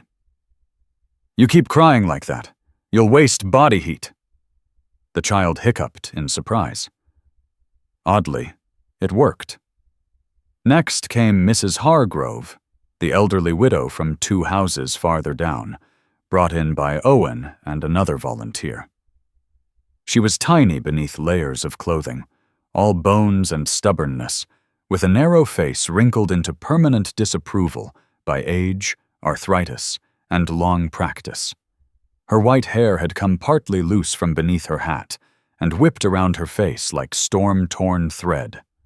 "I said I was fine," she snapped, while Rowan helped steady her. "You say that every time," Owen shot back, breathing hard from the effort of getting her there. "And every time I'm right, eventually." But she did not refuse the chair Elias pulled closer to the stove. By then, the room had changed. Not just in population, in purpose. The house was no longer only holding Elias's memories and Rowan's labor, and the ghost of a design once left unfinished. It was holding people, breathing around them, containing warmth that might otherwise have been scattered uselessly into white air. The wind hit harder as evening came on.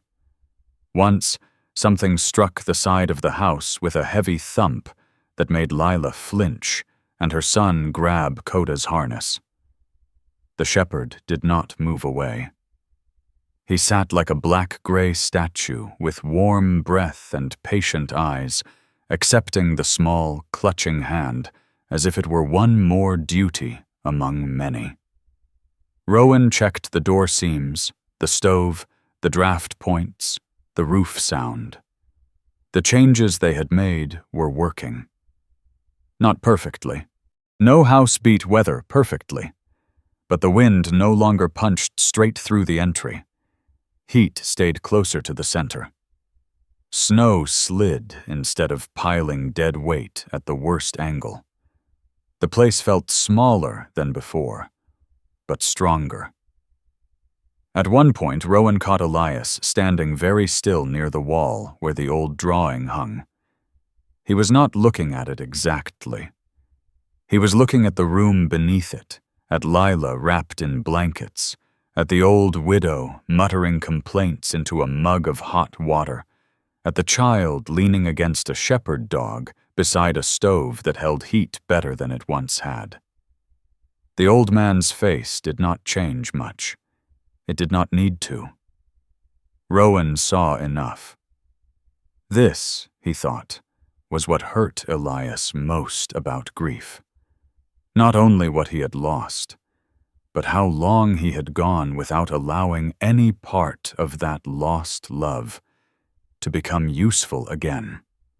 Outside, the storm kept trying to make a liar of every wall in the village. Inside, the house refused.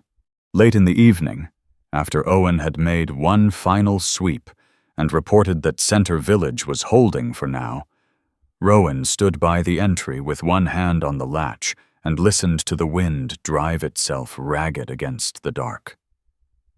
Elias came up beside him. For a while, neither man spoke. Then Elias said quietly, as if the words had been waiting under years of ash, "She would have liked this part." Rowan turned.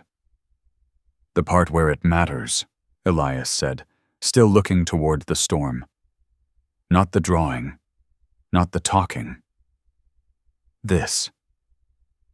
He meant the room, the people in it, the proof.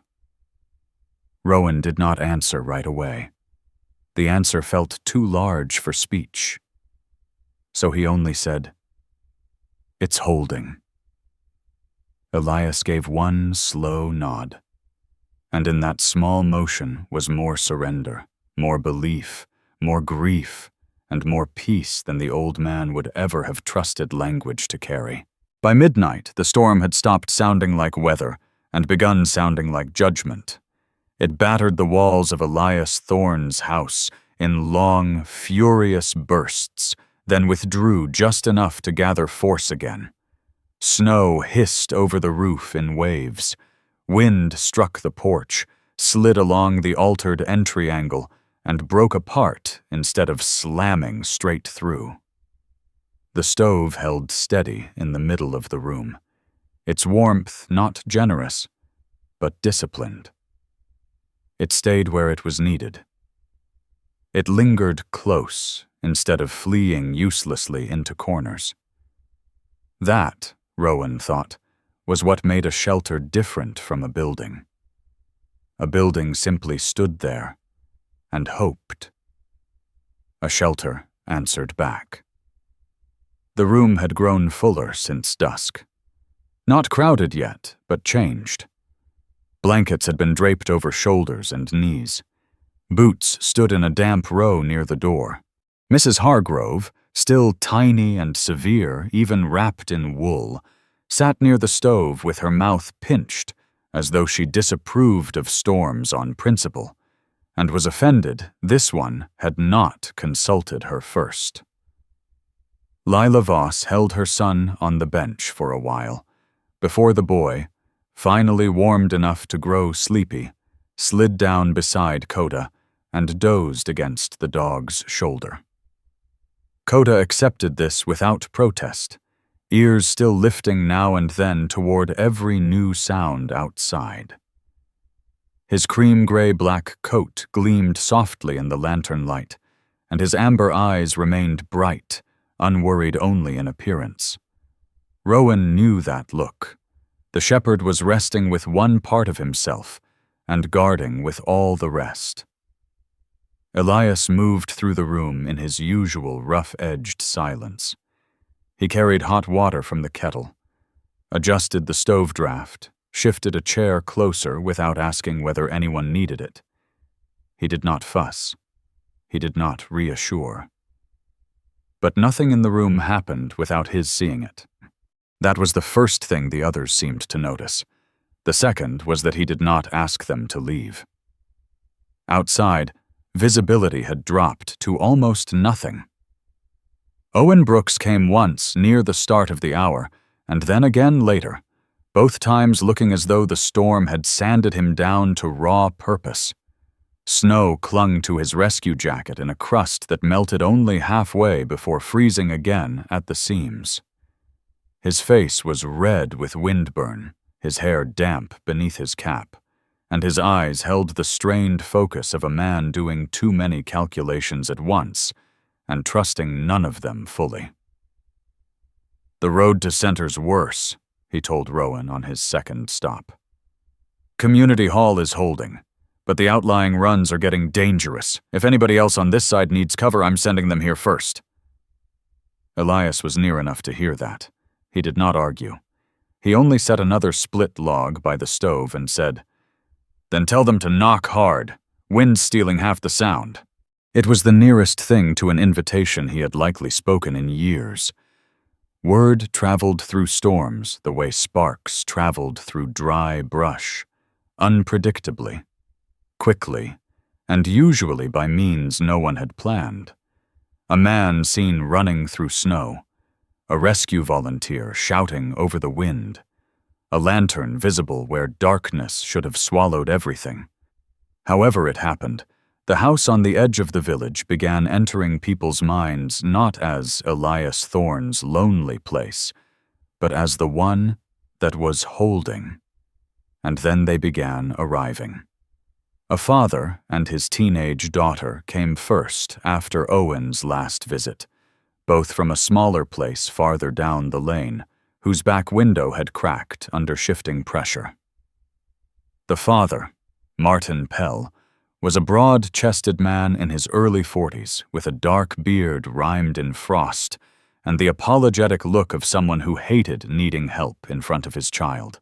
His daughter, June, tall and narrow-shouldered in an oversized winter coat, looked about 14 and tried very hard to appear calmer than she was. Her pale hair had come half loose from its braid, and there was a steadiness in her face that suggested she had learned too young that fear only became larger when adults were already carrying too much of it. "Sorry," Martin said when Rowan got the door open. "We tried to hold it home." "You don't owe the weather loyalty," Rowan answered. Elias stepped aside without comment, and June's eyes flickered to him with clear caution. Rowan saw that caution in all the newer arrivals. Elias had always been a story before he was a man to them, an old warning told around daily life. Strange, cold, difficult, best left alone. Now that same man was standing by a stove in a house full of heat, holding the door open. Reality had a way of embarrassing gossip. Rowan organized the room because organization was the opposite of panic, and because once a place held enough bodies, little things began to matter quickly. Dry gloves near the stove, but not too near, boots grouped to keep meltwater contained, elderly closest to core warmth, children where adults could reach them fast, venting checked, condensation wiped where it began to gather along the cooler window edges. A house in a storm was not just walls. It was management, weight, moisture, air, rhythm. He moved through it almost automatically, and more than once he caught Elias watching him with a look that was hard to read. Not suspicion anymore, but not gratitude either. Something closer to measuring. Perhaps recognition. Two men who knew that steadiness was rarely dramatic and almost always practical. The rehook came in the middle hours when fatigue had begun making everyone quieter. Coda, who had lain down only after repeated glances from Rowan, rose suddenly from beside the sleeping child and went to the front window. He did not bark. He placed both front paws on the sill and stared out into the white-black churn beyond the glass, body completely still. The room noticed. Even Mrs. Hargrove stopped muttering. Rowan crossed immediately, wiping the fogged pane clear with his sleeve. At first he saw nothing except snow slanting past the lantern glow in wild streaks. Then, for one brief, heart-catching second, a shape moved in the storm, a blurred human form bent hard against the wind, one arm raised, then lost again. June Pell whispered, "Is someone there?" No one answered her. They were all listening now, the room held in a silence so complete that even the stove seemed to lower its voice. Then came the knocking. 3 hard blows. Then 2 more. Rowan opened the door against the wind, and Caleb Mercer nearly fell through it, carrying the far end of a folded camp cot while another volunteer struggled behind him with a load of blankets and kindling. Snow had packed in Caleb's beard, whitening it until he looked like some bad-tempered winter saint carved from timber and salt. His eyes were watering from the cold and fury of the weather, and he was swearing with the weary inventiveness of an old craftsman who considered storms a personal insult. "Thought you fools might need floor space," he barked, dragging the cot inside. "And before anybody gets sentimental, I came because Owen's short on hands, not because I've gone soft." No one in the room believed that, which was perhaps why nobody said so, but the effect of his arrival was larger than the supplies he brought. It meant something had changed outside these walls, too. Men like Caleb did not cross a storm lane carrying extra help for a place they thought was a joke. The room settled again after that, but not back into the same shape. Something like trust had entered with the cold air and remained after the door shut. Hours passed in the strange suspended time storms created. Rowan checked the roof sounds when the gusts shifted. Elias replenished the stove before the heat dipped. Caleb inspected the reinforced entry once and nodded, which in his language was close to praise. Lila's son slept more heavily at last, one hand still tangled in Coda's harness strap. Mrs. Hargrove accepted a second mug of hot water and called it adequate, which seemed her highest available blessing. At one point, June Pell stood near the wall where the old drawing still hung and looked at it long enough for Elias to notice. "Don't lean on that side," he said reflexively. June stepped back at once. "Sorry." After a pause, she added, "Is that the house?" The room might once have gone tense at such a question.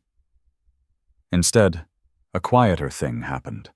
Elias looked from the girl to the page, then to the people sheltering beneath it. "It was the idea of it," he said. June studied the shape again. "It looks strong." Elias's face changed by almost nothing, but Rowan saw it. The slight slackening around the mouth, the painful restraint in the eyes. "Yes," Elias said. "It was supposed to."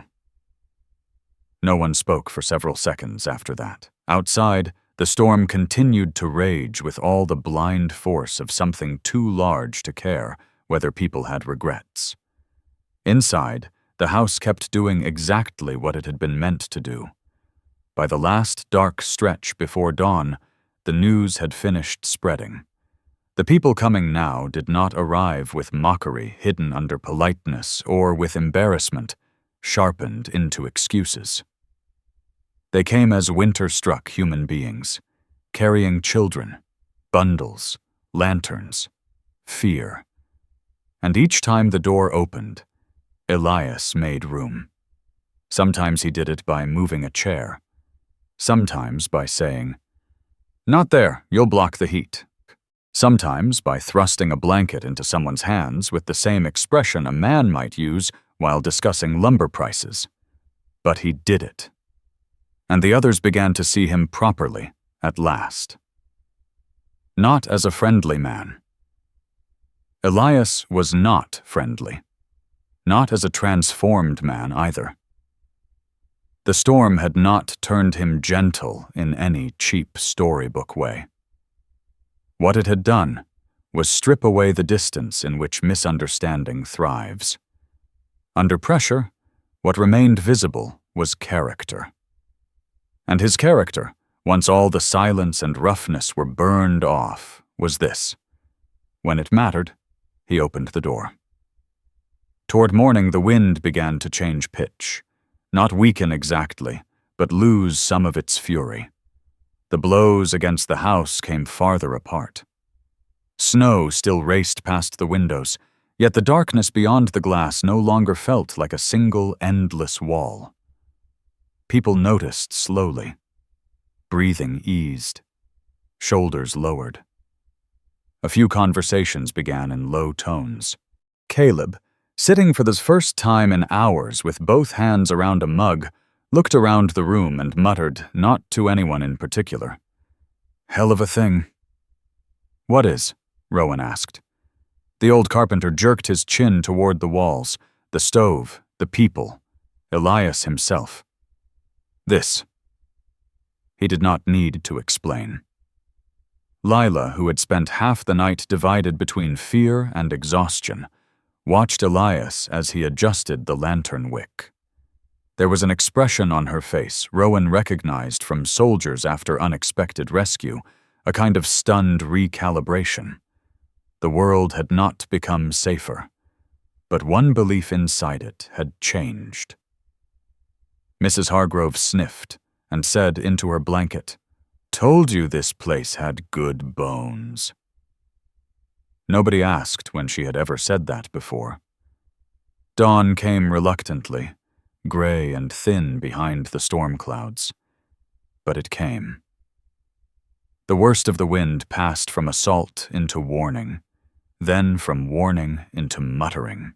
When Rowan finally opened the door for the first true look outside, the village seemed buried in the aftermath of a long argument with heaven. Snow lay in high sculpted drifts. Fences had vanished. Paths were gone. A shed farther down the lane had lost half its roof. Yet this house stood, not untouched. Snow clung thick to the edges. One section of porch rail groaned ominously. Every board seemed to hum with strain, but it stood warm enough, solid enough, inhabited enough.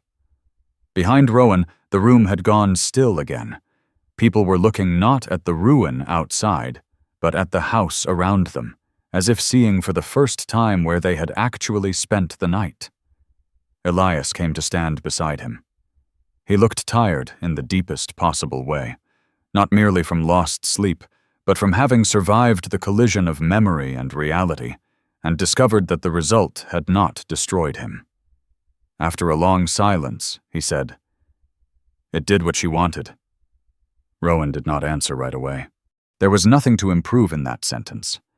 So he only nodded, and together they stood in the doorway while the first light after the storm touched the snow and showed with merciless clarity what had been spared. Sometimes God does not send a miracle in the way people expect. Sometimes he does not part the sky or still the storm in a single moment. Sometimes he sends a tired man who chooses to help, a wounded heart that learns to open again, a loyal dog that senses what others miss, and a house rebuilt with faith, memory, and love. What looks small in human hands can become holy in God's timing. This story is a reminder that miracles are often built quietly.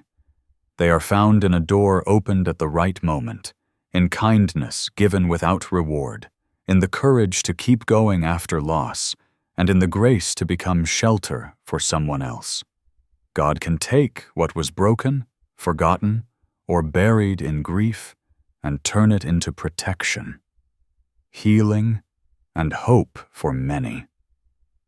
In everyday life, most of us are not asked to face a snowstorm in the mountains, but we all meet storms of another kind.